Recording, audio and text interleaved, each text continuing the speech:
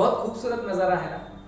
ये नज़ारा है भारत के उड़ीसा राज्य में स्थित मयूरभंज जिले के सिमलीपाल नेशनल पार्क का।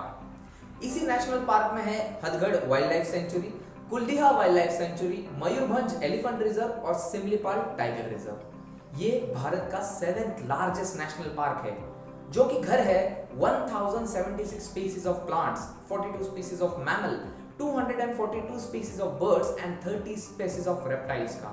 Odisha is very ecologically sensitive zone. लेकिन ये सब बातें मैं आज आपको क्यों बता रहा हूँ? क्योंकि ये खूबसूरत नजारा आज कुछ इस तरह से चल रहा है।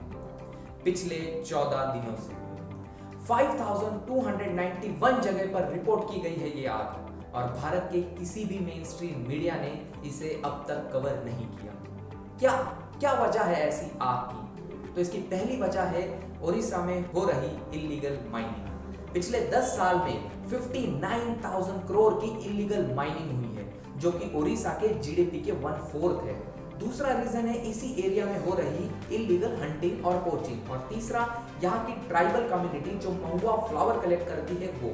ये फ्लावर कलेक्ट करने के लिए सूखे हुए पत्तों को हटाने से बेहतर वो जलाते हैं, और ये जलाकर ये आग जब फैलती है, यही आग अनकंट्रोल होकर फॉरेस्ट फायर्स बन जाती है। हाँ, तो क्या हुआ? कुछ पेड़ ही तो जल रहे हैं, इसमें कौन सी बड़ी बात है? इसका महत्व समझाने के लिए चलिए आपको बताता हूँ, सुनाता हूँ एक कहानी, और ये कहानी सुनाने के लिए आपको ले चलता हूँ अंतरिक्ष में। ये कहानी है 2 ग्रह की। एक है आपका मेरा प्यारा पृथ्वी, और दूसरा वीनस, जो पृथ्वी का पड़ोसी है।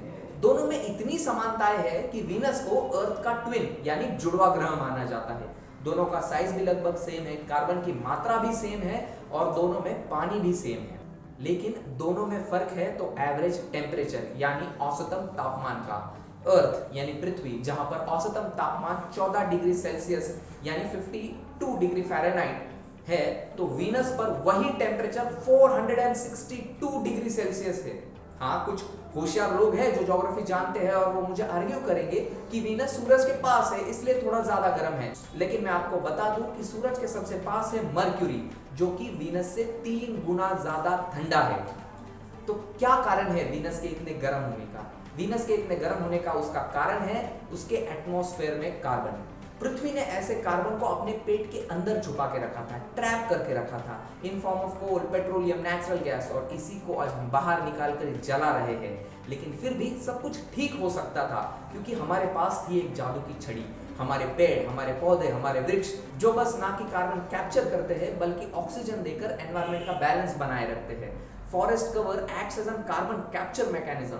मत्स्य पुराण के एक श्लोक के अनुसार 10 कुओं के बराबर है एक तालाब, 10 तालाबों के बराबर है एक जलाशय यानी रिजर्वायर, 10 रिजर्वायर के बराबर है एक पुत्र, और 10 पुत्रों के बराबर है एक वृक्ष।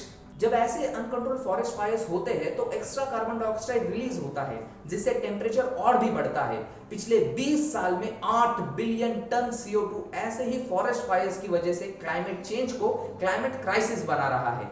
डाउन टू अर्थ मैगजीन के अनुसार अंगुल डिस्ट्रिक्ट, जो कि ओडिशा में है और मयूरभंज के पास ही में है, फरवरी 28 को टेम्परेचर 40 डिग्री सेल्सियस नापा गया, जो कि पिछले 10 सालों में सबसे हाईएस्ट है।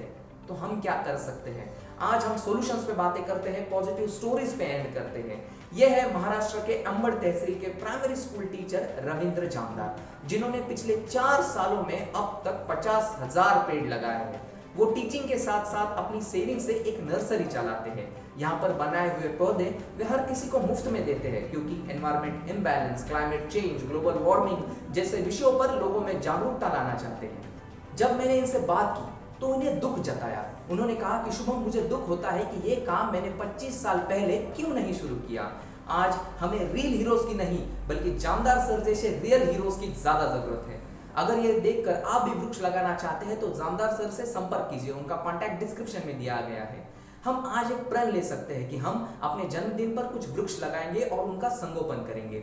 इस वीडियो को ज्यादा से ज्यादा लोगों तक पहुंचाकर एनवायरमेंटल अवेयरनेस पर डिस्कशन चालू करें, क्योंकि आज election, caste, region, religion, politics आपके जीवन में फर्क पड़े या ना पड़े, लेकिन एनवायरमेंट इम्बैलेंस का आम आदमी पर जरूर असर पड़ता है।